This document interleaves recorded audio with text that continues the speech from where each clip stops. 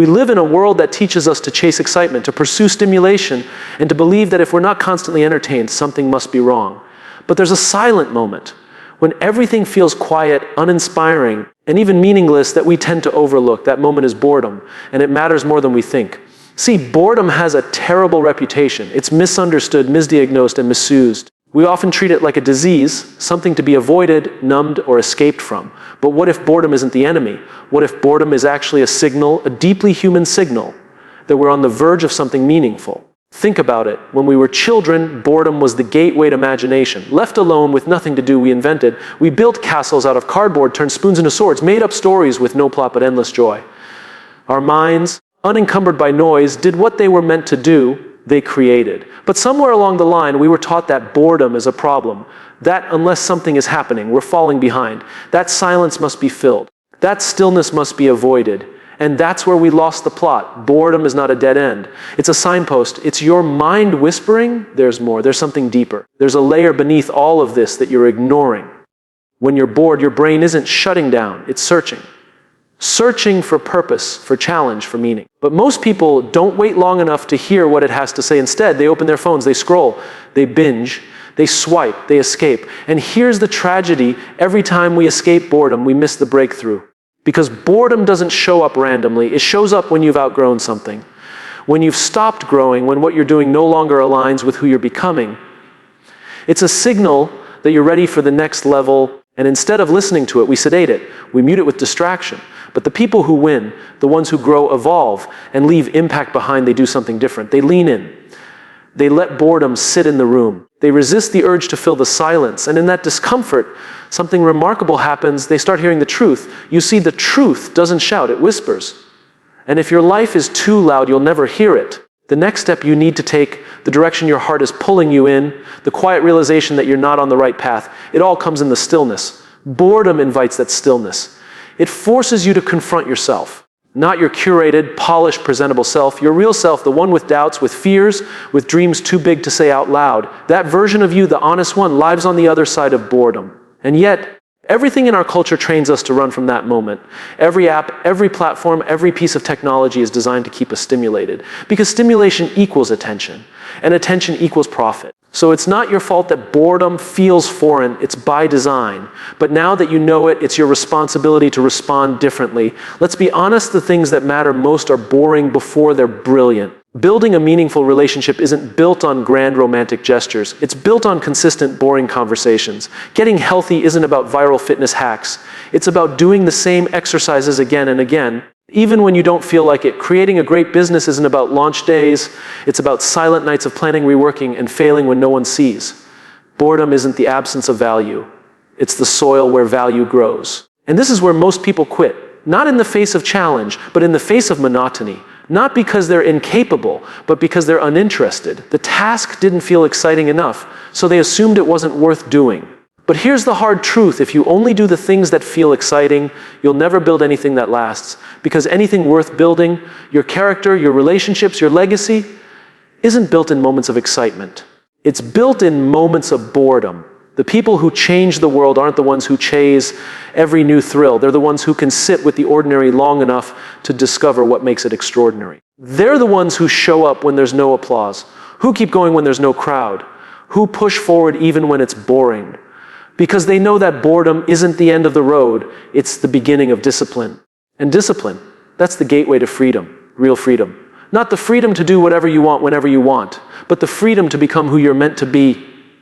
And that version of you isn't found in constant stimulation. It's found in reflection, in patience, in showing up every day even when you don't feel like it. When you can handle boredom, really handle it, you unlock something powerful. You become dangerous. Not because you're aggressive, but because you're unshakable. Because while others are running from discomfort, you're mastering it. You're learning to be okay in the silence. You're training your focus.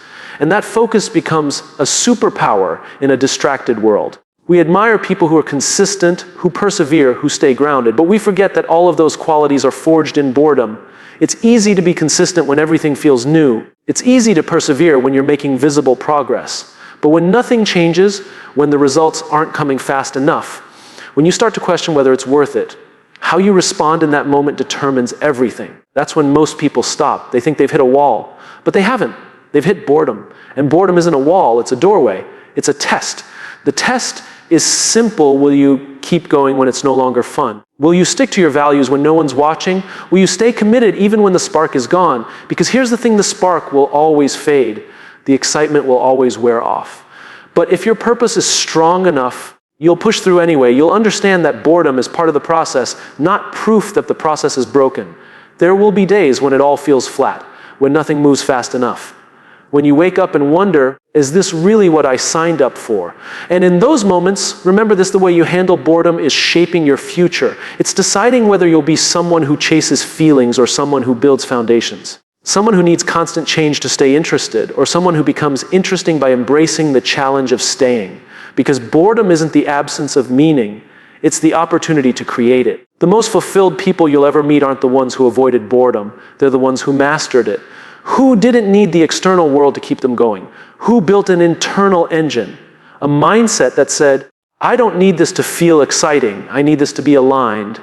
And when you live like that, when you build your life around what's meaningful instead of what's thrilling, you stop being reactive. You stop getting pulled in 100 directions. You stop looking for something better. Every time things slow down, you gain something rare: stability, clarity, purpose. So the next time you feel bored, don't rush to fix it.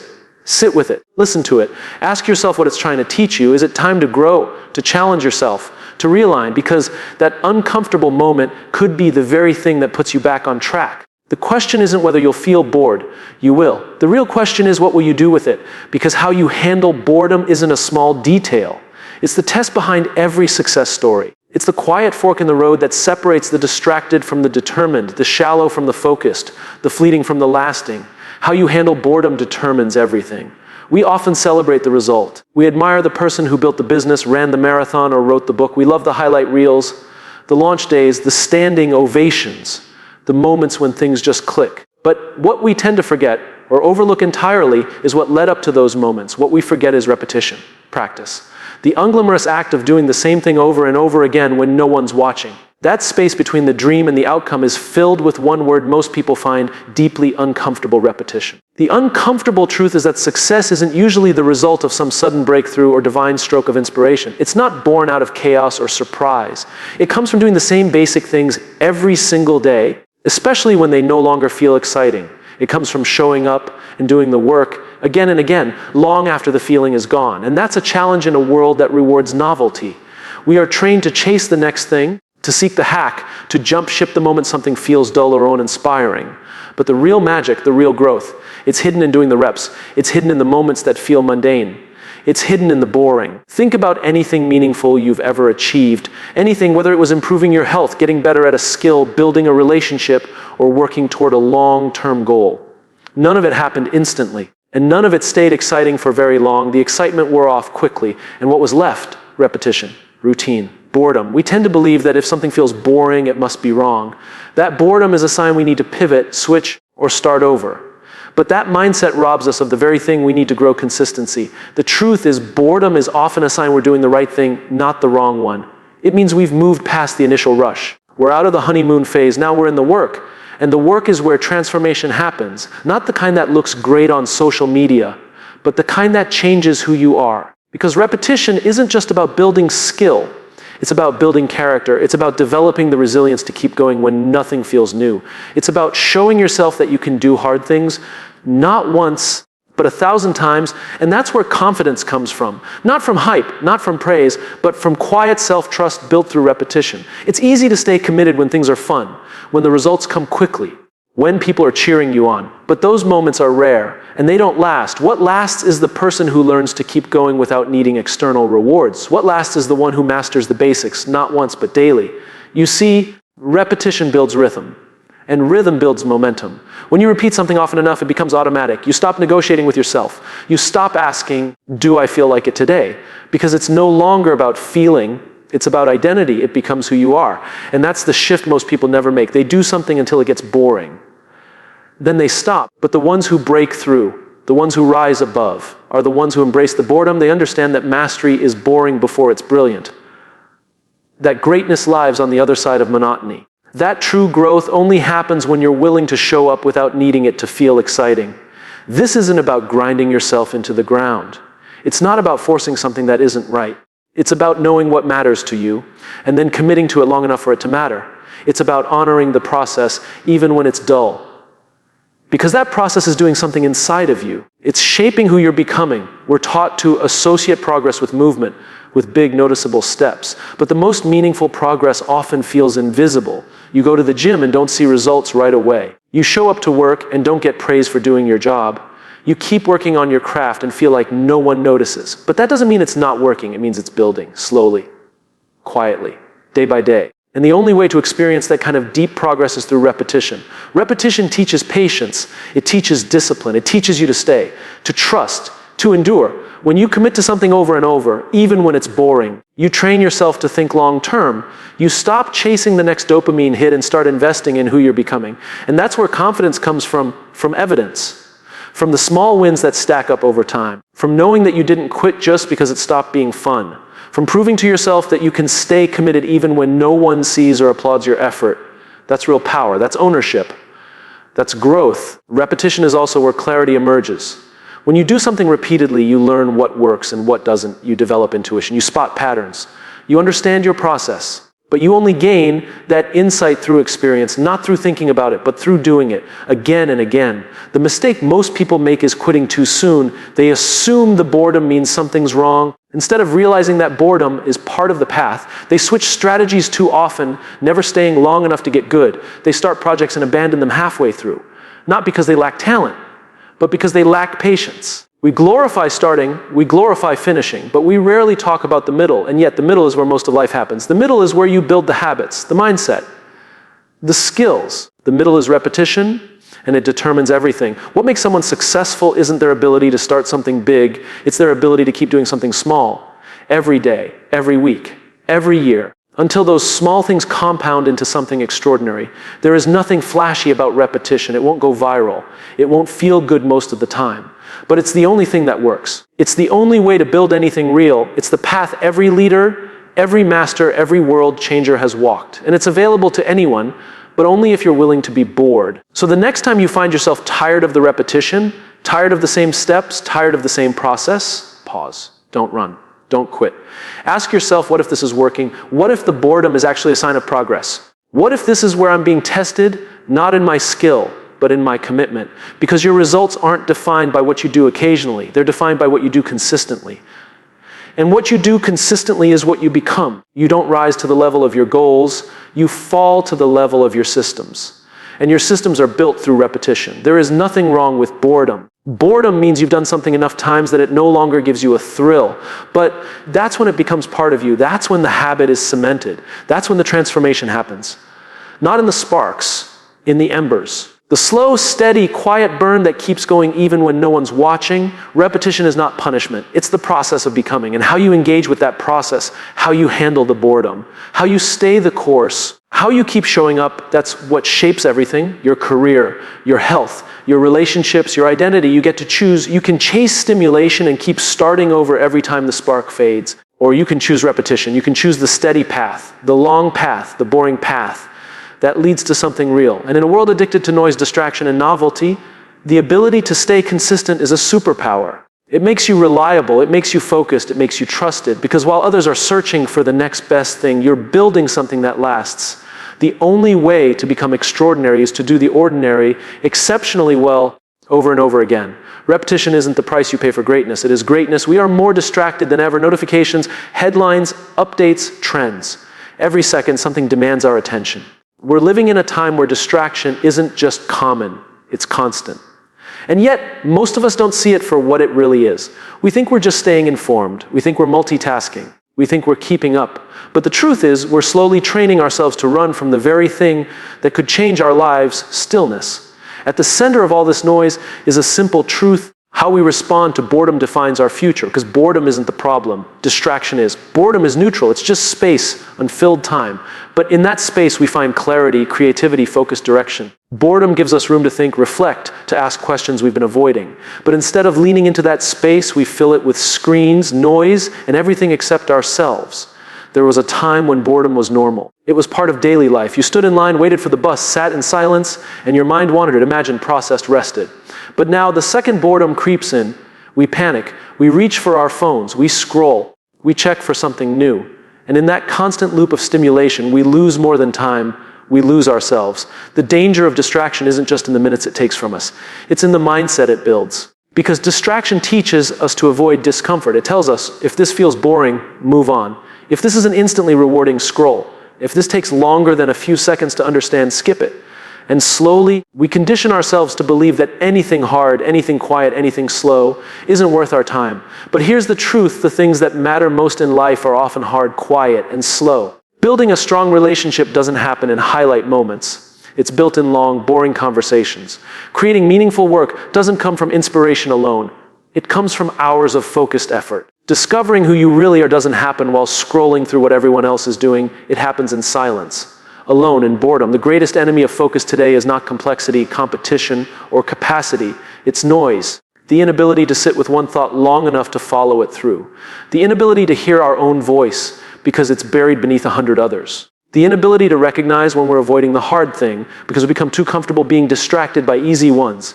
The problem with constant distraction is that it never feels like failure. In fact, it feels productive. You're moving, clicking, learning, reacting. But motion is not progress. Activity is not achievement. You can be incredibly busy and incredibly lost at the same time. The only way to find your path is to disconnect from the noise long enough to hear what's underneath it. That's where boredom comes in. Boredom is the gateway to depth. It's uncomfortable because it strips away all the artificial noise we've gotten used to. It leaves you alone with your own thoughts. And if we're being honest, most people are afraid of that. Not because their thoughts are dangerous, but because they're unfamiliar. We've spent so long avoiding ourselves that when we're finally alone with our own mind, we don't recognize it. But boredom doesn't just expose us, it invites us. It gives us a chance to ask real questions. Am I living the way I want to live? Am I doing work that matters to me? Am I becoming someone I'm proud of? Those aren't questions that pop up in the middle of a social feed. They arise in silence, in stillness, in boredom. And yet, instead of leaning into that discomfort, we run from it. We default to distraction. And that's a dangerous habit. Because once you get used to being distracted, everything starts to feel boring. Conversations feel boring. Work feels boring. Even your own dreams begin to feel like a burden because they require time, focus, and stillness. And you've trained yourself to flee from all three. This is why how you handle boredom determines everything. Because boredom is the proving ground of discipline. It's the place where focus is forged. It's the test you must pass if you want to build anything meaningful. If you can't sit still long enough to hear your own thoughts, how can you ever lead others? If you can't stay focused long enough to finish a project, how can you create work that matters? If you can't be present with yourself, how can you show up for others? We often say we want clarity, we want direction, we want purpose. But all of those things require attention. Not split attention, not reactive attention. Deep, sustained attention. And that only comes when you're willing to sit in the space between stimulation. That only comes when you allow boredom to do its job, to clear the fog, to reset your brain, to lead you inward. Distraction is seductive because it's easy. It gives you the illusion of control. You choose what to click, what to watch, what to respond to. But real control, real freedom isn't found in constant choice. It's found in deliberate intention. It's found in saying, I don't need to react right now. I don't need to be entertained. I can be still. And that kind of stillness, that's rare. It's not rewarded by algorithms. It doesn't trend. But it's powerful. Because when you can sit in boredom without reaching for a crutch, you reclaim your mind, you train your focus, you develop resilience.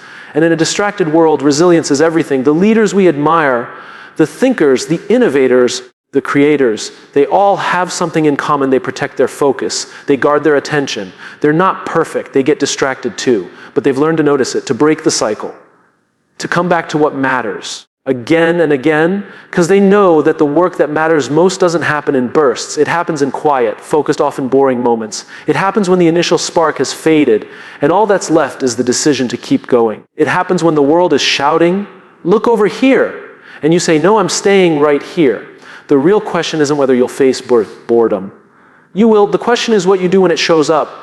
Do you run from it, or do you ask it what it has to teach you? Because boredom always teaches.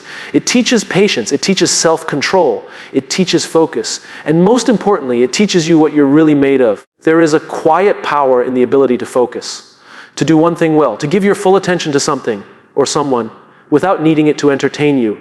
And that ability starts with how you handle boredom. If you can learn to sit with it, lean into it, even welcome it, then you can learn to lead, to create, to grow. You'll find that boredom doesn't last forever. It's not a permanent state. It's a threshold, a transition.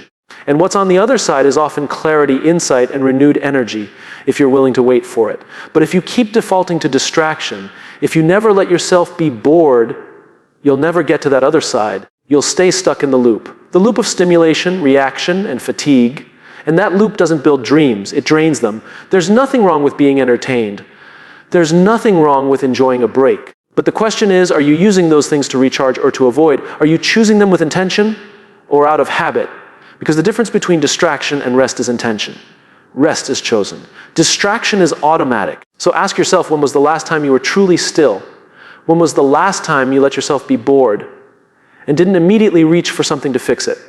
What might be waiting for you in that silence? Because that silence is where the real work begins.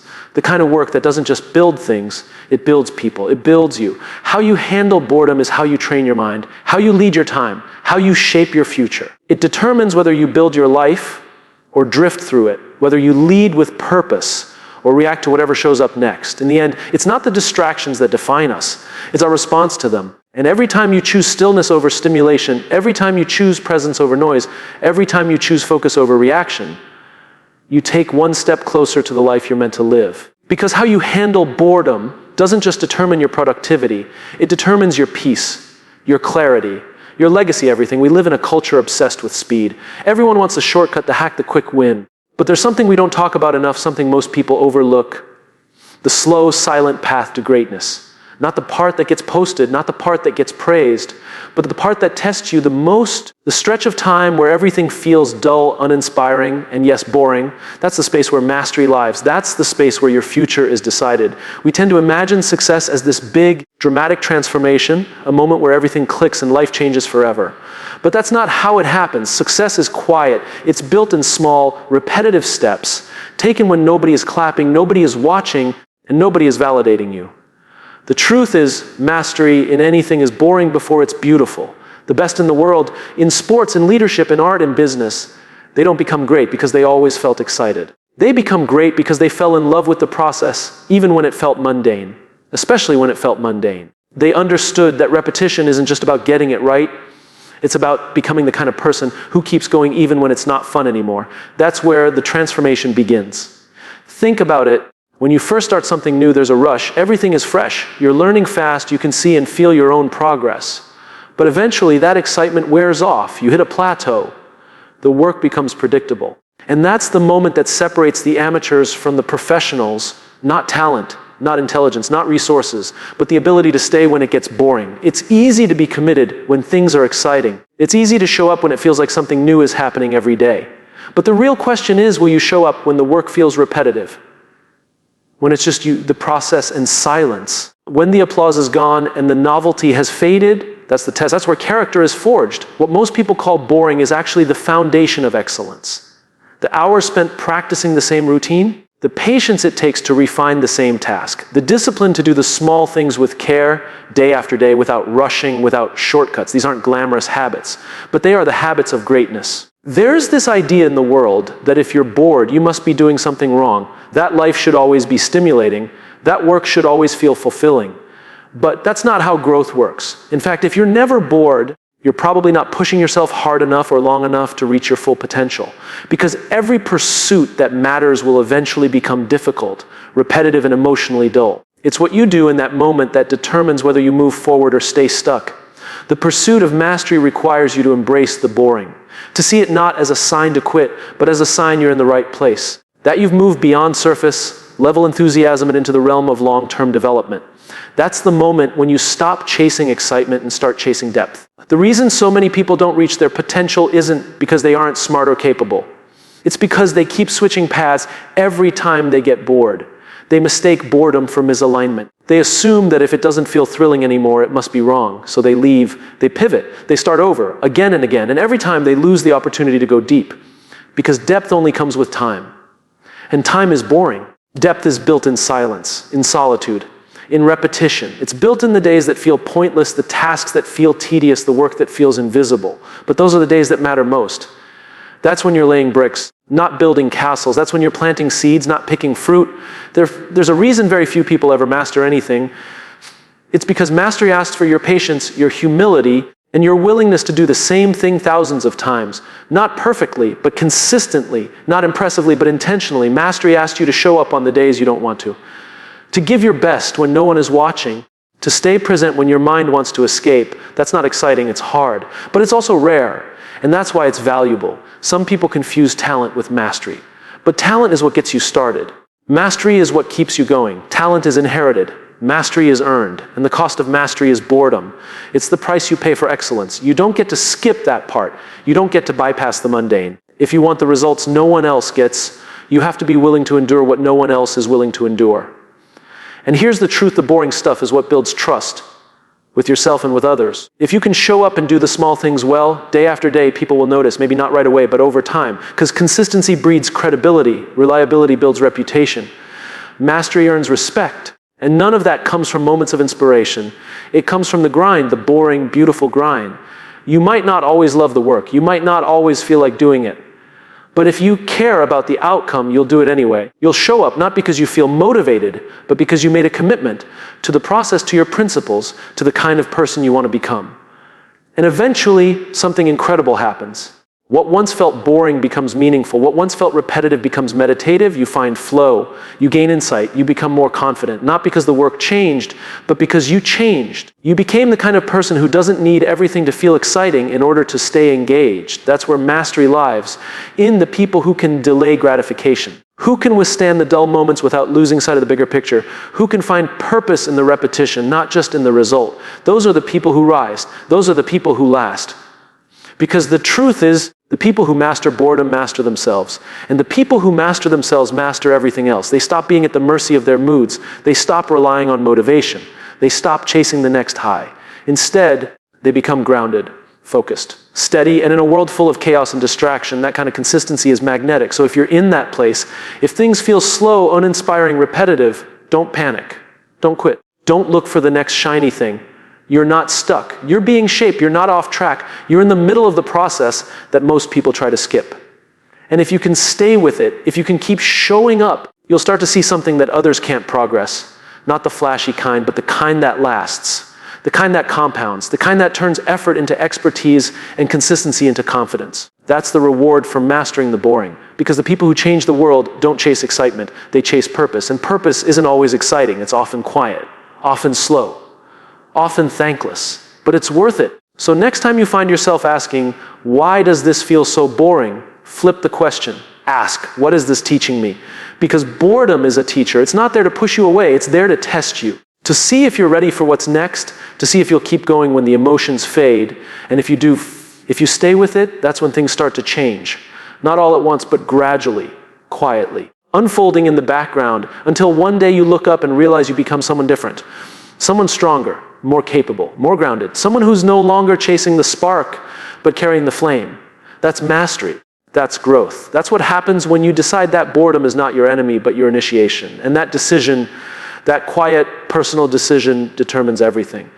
Character is not revealed when everything is going well. It's not revealed when you're inspired, motivated, or when the world is clapping for you. Character is revealed in the quiet, ordinary, unnoticed moments.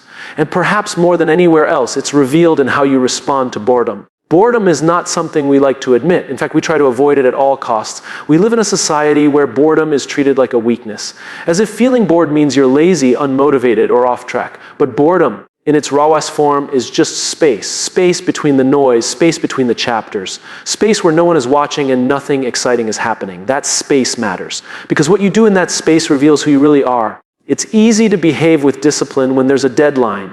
It's easy to show up with energy when there's an audience. It's easy to stay consistent when there's momentum. But what about when there's none of that? What about when no one notices if you show up or not?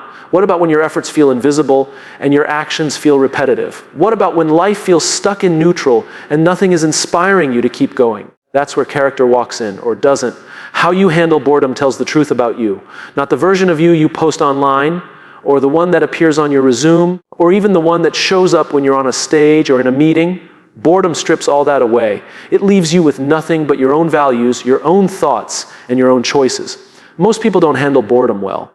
They run from it, distract themselves, look for something new, something different, something that will give them a short-term emotional lift. But distraction is just a way of avoiding the mirror. Because boredom is a mirror. It shows you what you're really made of. It exposes whether you're driven by purpose or only by stimulation. Whether you can lead yourself when there's no obvious reward. Whether you can stay steady when life goes silent. We all like to think we're resilient, committed, focused.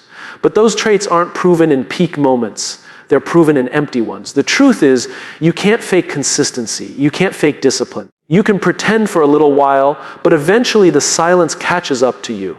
And when it does, what you choose in those quiet moments is who you are. Some people will say they're bored because they're not being challenged. Others say it's because they're not aligned with their passion. And sometimes that's true. But often boredom is not a signal that something's wrong. It's a test. A test of whether you can stay with something long enough to become good at it, long enough to learn from it, long enough to grow through it. The mistake we make is assuming that if something no longer excites us, it no longer matters. But passion isn't measured by how excited you feel. It's measured by how committed you stay, especially when the feeling fades, especially when things slow down. If you leave every time things get boring, you'll spend your whole life restarting, never compounding. That's not to say you should stay stuck in the wrong place. But if you leave every time you're uncomfortable, you'll never develop the endurance you need to build anything meaningful. Because boredom, like resistance, is part of the process. It shows up when you've done something long enough for it to lose its shine, but not long enough to see the full reward. That gap, the space between the initial spark and the long-term result, is filled with boredom. And what you do in that gap makes all the difference. This is where emotional maturity matters. The ability to sit with the feeling of boredom and not panic. The ability to ask, what is this teaching me, instead of, how can I escape this? The ability to stay the course not out of blind obedience, but because you've built the integrity to see things through. Integrity isn't about doing the right thing when it's exciting. It's about doing the right thing when it's boring. And that's not easy. In a world that rewards speed, distraction, and novelty, staying still, staying steady can feel almost rebellious. But it's in that steadiness that you discover what you're truly capable of. Not when everything is going well. Not when the motivation is high. But when it's not, that's when the real work happens. That's when the real you shows up. You don't become trustworthy because you say the right things. You become trustworthy because people see you do the same things over and over, even when no one is watching. You become dependable not by being impressive, but by being consistent. And that consistency is forged in the furnace of boredom. You know who you are when you have nothing to gain and nothing to prove, when you're no longer performing for others or driven by external validation. When the applause stops and the spotlight fades and you're left with the work, that's when your character shows up, or it doesn't. The people who change the world don't just have vision, they have follow through. They don't just dream big, they show up daily. They don't just work when they feel like it, they work when it's hard, when it's quiet, when it's boring. And they do it not because they're superhuman, because they've trained themselves to be faithful in the small things. They've decided that their values matter more than their feelings. And that decision, repeated daily, is what defines them. How you handle boredom reveals whether you've built your life on emotion or intention. Emotion says, I'll act when I feel like it. Intention says, I'll act because it matters. Emotion is temporary, intention is lasting. And in the end, your results won't reflect your mood. They'll reflect your habits. Every leader, every creative, every parent, every athlete, anyone trying to do something that lasts will face boredom. It's not a glitch, it's the terrain. And pretending it doesn't exist doesn't make it go away. If anything, denying it makes it stronger. But when you face it, when you learn to sit with it, when you stop trying to numb it or outrun it, you realize something powerful. Boredom is not the enemy. It's the proving ground. Because if you can be patient in the stillness, you'll be powerful in the storm. If you can stay committed when the task feels flat, you'll be unstoppable when the breakthrough comes. And it will come. But only if you stay long enough to see it. The people who go the distance don't have a secret. They've just built a relationship with boredom. They understand that doing something great means doing something repeatedly. Without drama, without reward, without needing it to feel good every time. That's where character is built, quietly, day by day, in the ordinary, in the unnoticed, in the decision to show up, not because you have to, not because you feel like it, but because you said you would. That's what makes you trustworthy. That's what makes you resilient. That's what makes you a leader people want to follow. So if you're bored, good. It means you're right where you need to be. It means the fluff is gone and only the real work remains. The question is not whether boredom will show up, it will. The question is whether you will, whether you'll rise above the urge to escape, whether you'll be defined by the quiet moments just as much as the loud ones. Because when the dust settles, when the noise fades, when all the external rewards are stripped away, who you are in boredom is who you are for real. And that truth, uncomfortable as it may be, is the doorway to everything meaningful. Boredom doesn't build your reputation, it builds your roots. Our roots, not hype, are what holds you steady when the storms come. So the next time boredom arrives, pay attention. It's not a punishment, it's an invitation. An invitation to go deeper, to be still, to recommit, to remember why you started and what you do in response to that invitation. That quiet, uncelebrated decision reveals more about your character than anything else ever could.